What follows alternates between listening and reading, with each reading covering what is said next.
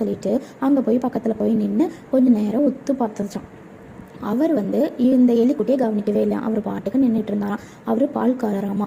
அதை பார்த்து எலி என்ன பண்ணிச்சாமா, புயல் அடித்ததுனால இப்படி அழுதுச்சிருக்கீங்களே, நீங்கள் ஏன் அழுகுறீங்க அப்படின்னு சொல்லிட்டு அந்த எலிக்குட்டி மறுபடியும் இவர்கிட்ட கேட்டுச்சான். அதுக்கு அவர் சொன்னாரா, ஏன் மாடுங்க எல்லாமே ரொம்ப பயந்துருக்கு, இந்த புயல் அவ்வளோ வேகம் அடிச்சிருச்சு, நான் என்ன பண்ணுறதுன்னு எனக்கு தெரியல, அதனால பால் கொடுக்க மாட்டேன்னு சொல்லுது, அதனால ரொம்ப கஷ்டமாக இருக்குது, என் குடும்பம் எல்லாம் பசியில் வாடிட்டு இருக்கு, நான் என்ன செய்ய போகிறேன்னே எனக்கு தெரியல, எனக்கு ரொம்ப அழுகழுகையாக வருது, அதனால தான் நான் இங்கே நின்று அழுதுகிட்டு இருக்கேன் அப்படின்னு சொல்லிச்சான்.